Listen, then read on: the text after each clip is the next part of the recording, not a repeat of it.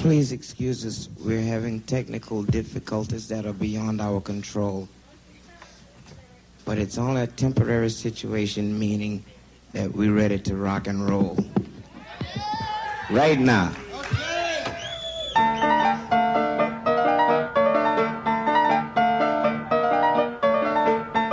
When you say Booker, I think everyone's heart gets a little excited about it.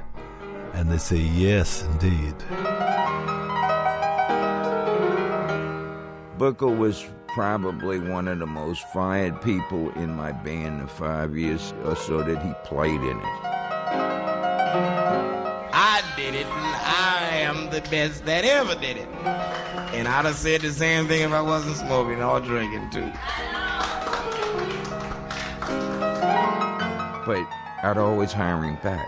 And that was the show of the spirit of what he could do. He could do just about anything.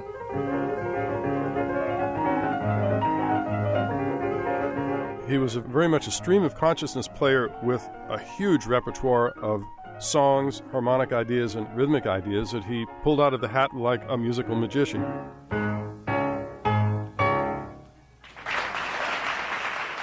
We're going to introduce James Carroll Booker, also known as the Piano Prince, sometimes called the Ivory Emperor.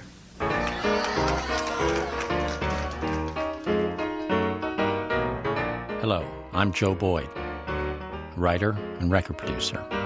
The first time I met James Carroll Booker III was in a recording session in Los Angeles, 1973. And he just sat down and played perfectly, just beautifully in the New Orleans style with incredible fluency.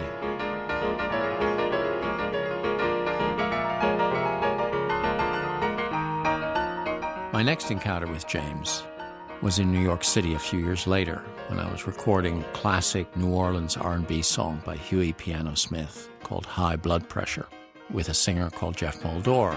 I get a high blood pressure when you call my name. Oh yeah.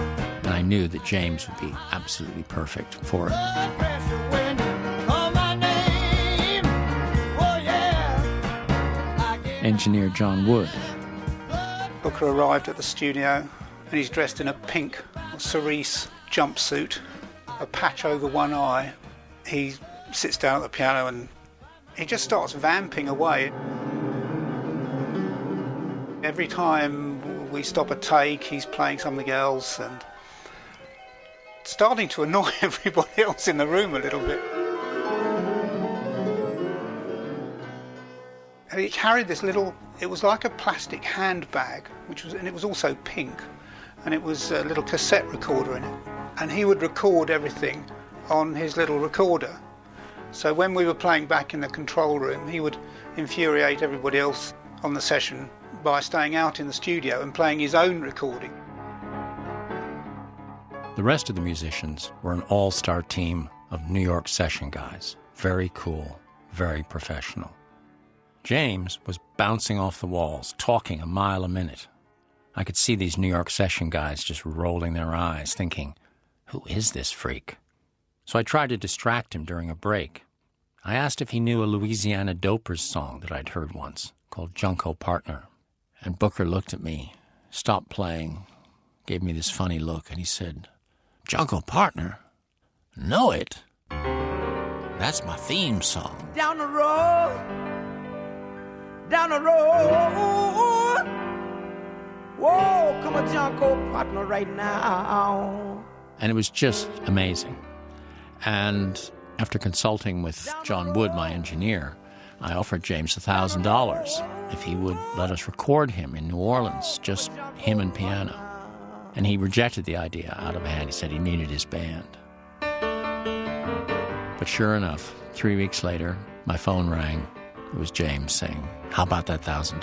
Down the road, come a Junco Partner. And he had only had one demand. He was loaded, it was loaded. He insisted that he have on the piano a candelabra. I asked him why.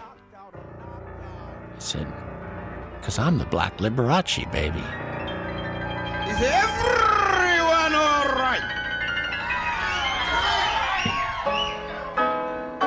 New Orleans pianist and composer Alan Toussaint knew Booker in the 50s when they were both starting out.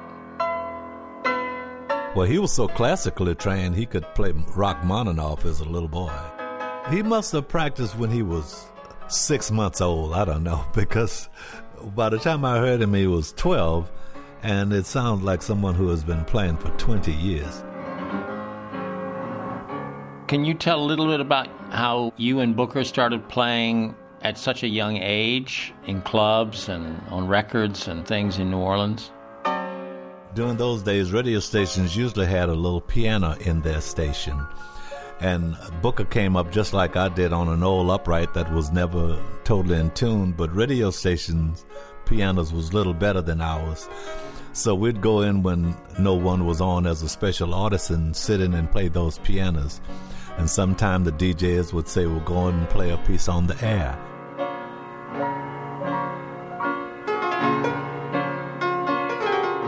Booker could play. He could imitate other piano players and sound better than they could. Booker's manager, John Parsons. You could name many New Orleans piano players in the traditions. Professor Longhair, Fats Domino.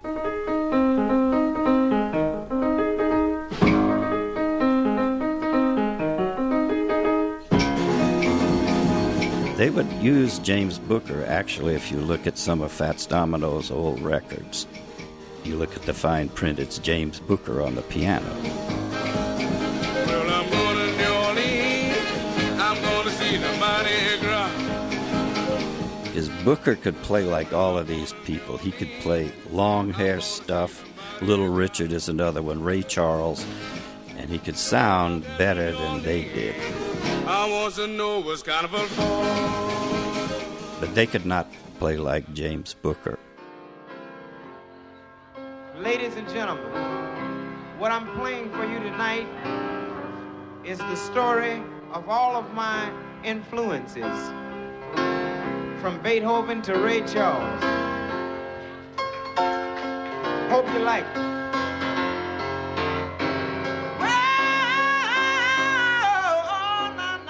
Listening to James play and sing, I saw him as a kind of present-day Jelly Roll Morton, that great pioneer of New Orleans jazz piano.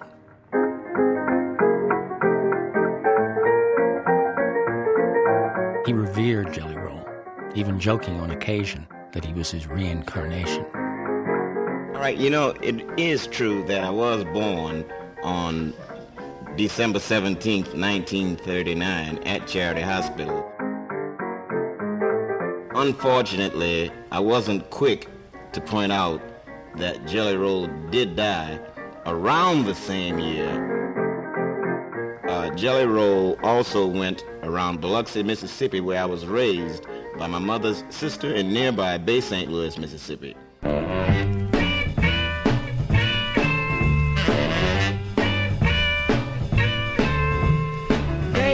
In the 1950s, the New Orleans rhythm and blues scene was incredibly vibrant. You set my soul on fire. Booker, at the extraordinarily young age of 12, started recording. In 1960, he had his biggest hit, an instrumental called Gonzo.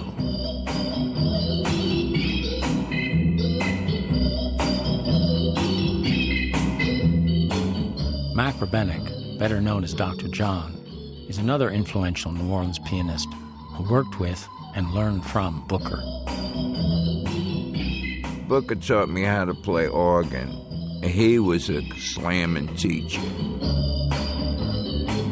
After he'd play his piano lessons, which was a lot of Bach stuff and things like that, he would play all of these hip boogie-woogies from that time zone. Back then, when he was just a kid, we didn't touch the piano. You know, that's how Booker had us intimidated back then.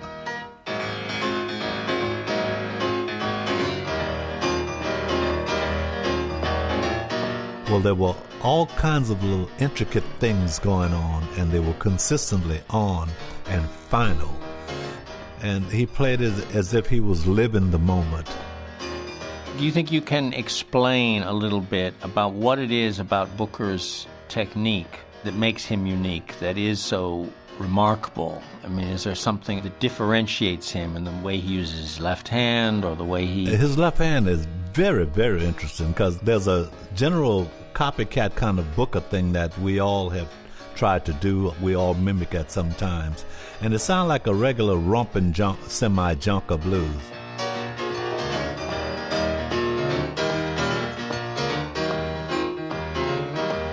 But when you really scrutinize it, there's some rolls going in between the surface of what you hear, which is only Booker.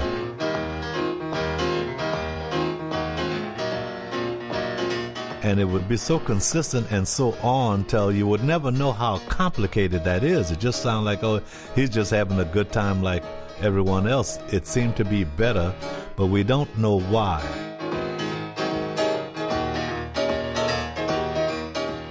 Josh Paxton has spent years transcribing many of Booker's recordings. He would do with one hand what most piano players would need both hands to do. So you have a bass line, which sounds like this.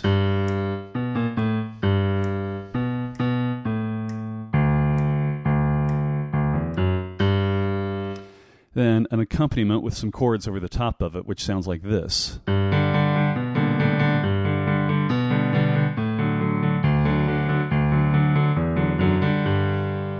Which sounds like two hands, and it was when I was playing it just then. But now let me go back and do what Booker did, which is play that whole thing with just the left hand.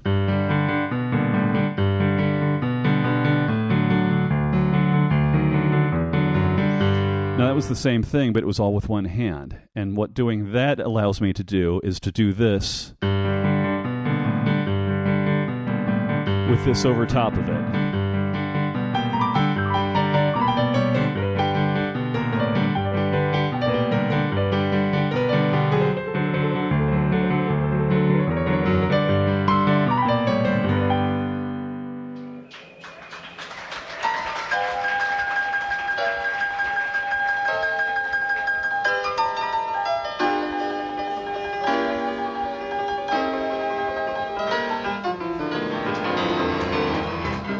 The upshot of the style that he was able to create with playing all these different parts at the same time is that he was able to make the piano sound like a whole band. You hear the bass, you hear the guitar. If he's stomping his feet, you hear the drums along with it. So by creating that full sound, instead of just sounding like one musician, he sounds like four or five all at once.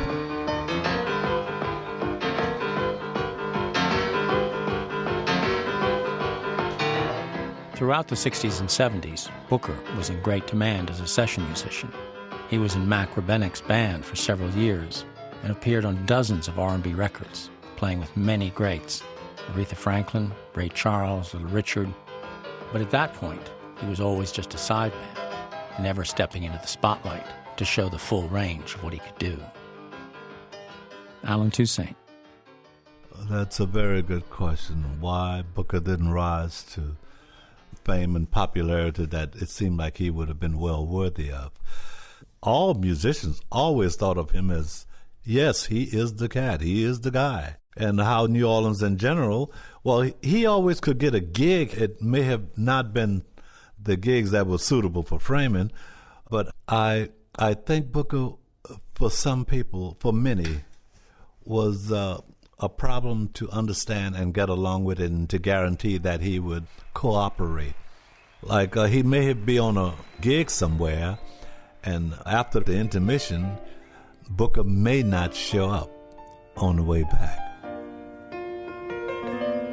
But I don't really think that he is a bad guy that happened. It was just that he was a kind of radical individual in some ways.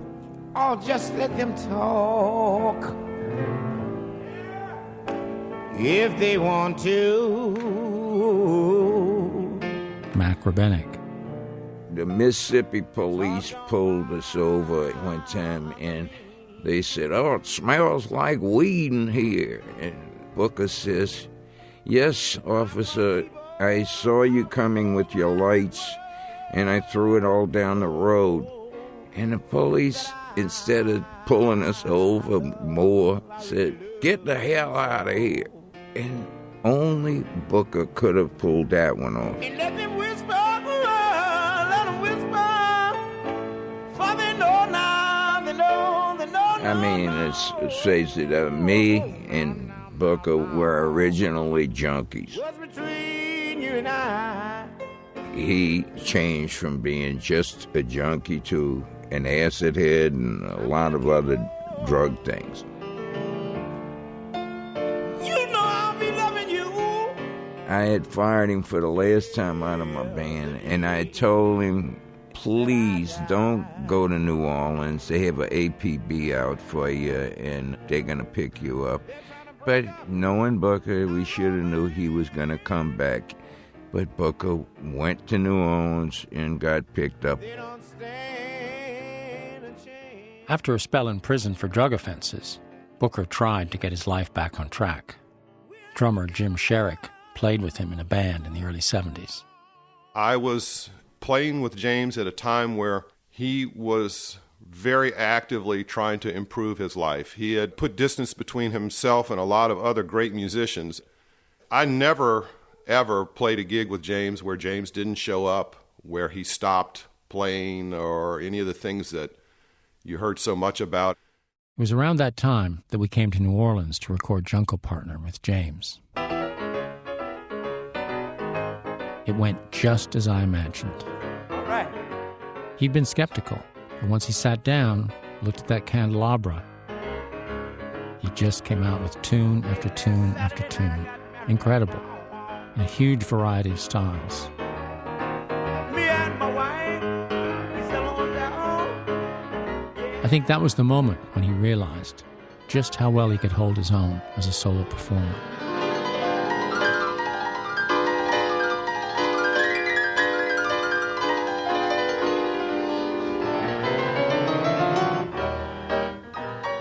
Some of the best live recordings of Booker are from the trips he made to Europe soon after that.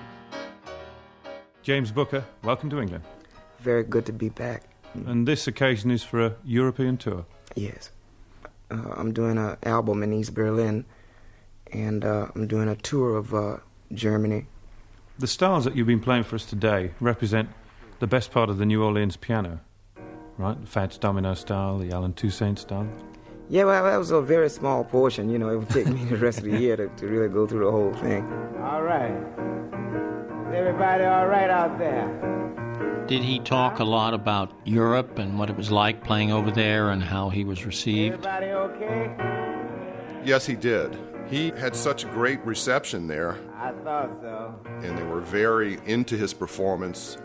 They appreciated the amount of talent he had on the piano, and he was playing some large halls in Germany particularly. Look over there, I'm gonna take your old boy. He was tremendously inspired by all of that. I remember when he returned to the States for the first time, it was a renewal time for him.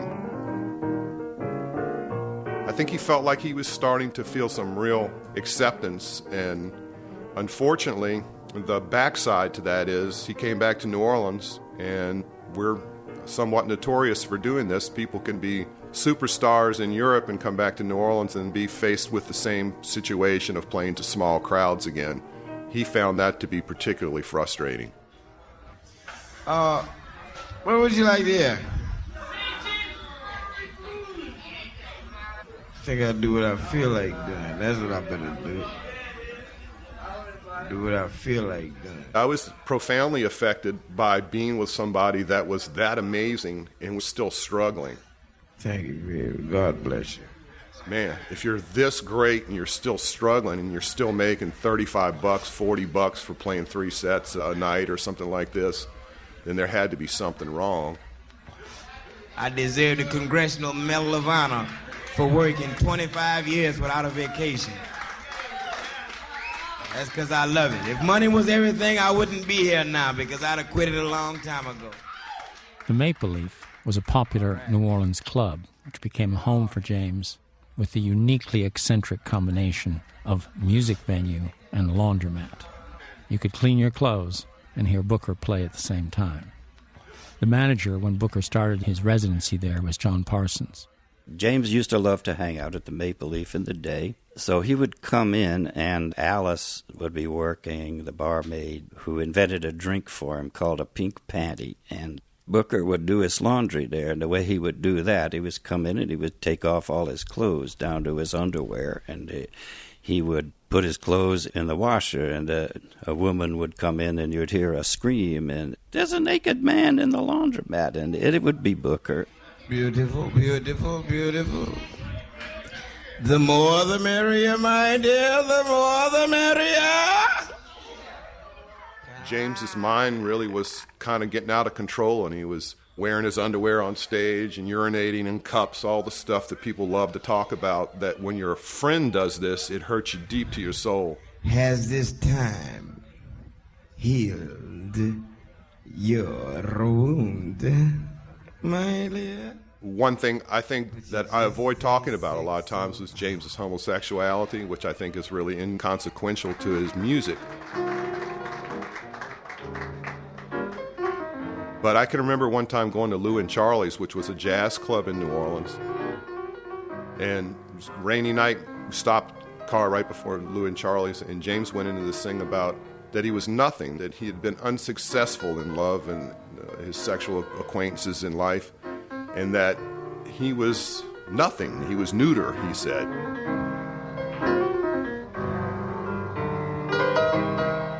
Booker, he had a very hard head about a lot of things, and you couldn't break through his anythings. We had lost a lot of musicians because of Booker over the years. But he was so good. I mean, there was just no way we would consider leaving him fired. I mean, he was special.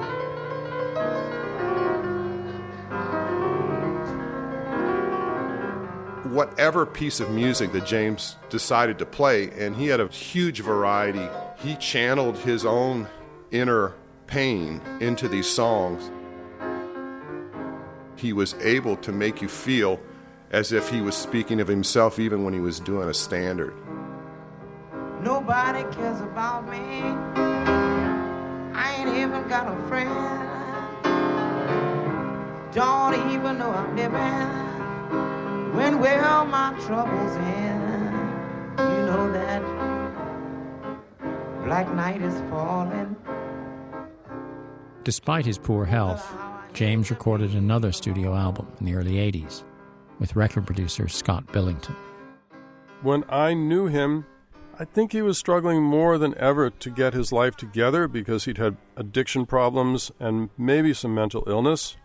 And he'd taken to wearing a three-piece suit and tie, and he'd gotten a job at New Orleans City Hall as a typist and file clerk. It was a real challenge to get him to engage with the other musicians, to engage with himself. He led the other musicians on a sort of cat-and-mouse chase for the first couple days. So on the third day, I decided I'd go to the studio early and just listen to all of the tape that we'd captured. And there, standing at the door of the studio when I arrived, was James Booker. And he asked me, he said, "Scott, can I go in and record now?" And I said, "Sure, man, let's go." In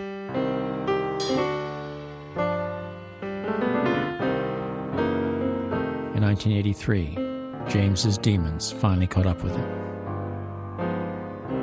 I got a call from Charity Hospital from a nurse, and they wanted to know, "Is this Jim Sherrick?" And I said, "Yes, it is." And she said, "I'm calling from Charity Hospital. Do you know James Carroll Booker?"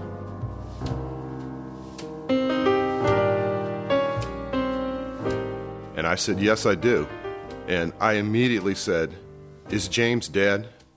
And she said, "Sir, I'm so sorry. I really can't tell you that." And I continued. I said, "Ma'am, please tell me, is James okay? Is there something wrong?" And she finally relented and said, "Yes, sir.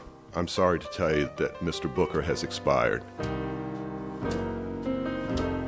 He was wheeled into Charity Hospital in a wheelchair, where whoever brought him there left him, and he died while he was waiting to be seen at the hospital probably as a result of a drug overdose.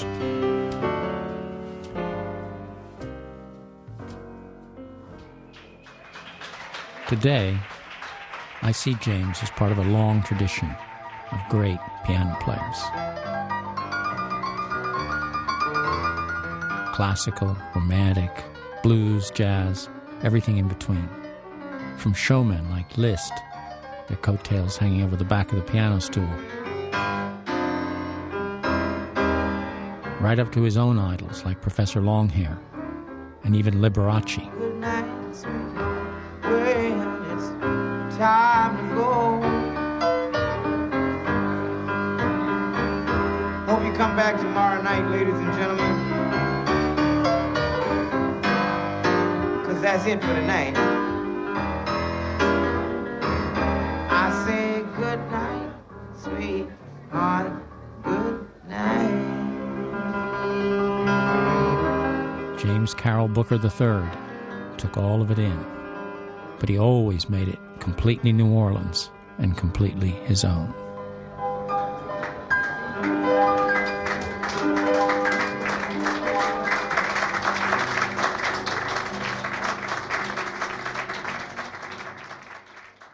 The Black Liberace was presented by me, Joe Boyd. It was produced by Joe Wheeler and was a Brooke Lapping production for BBC World Service.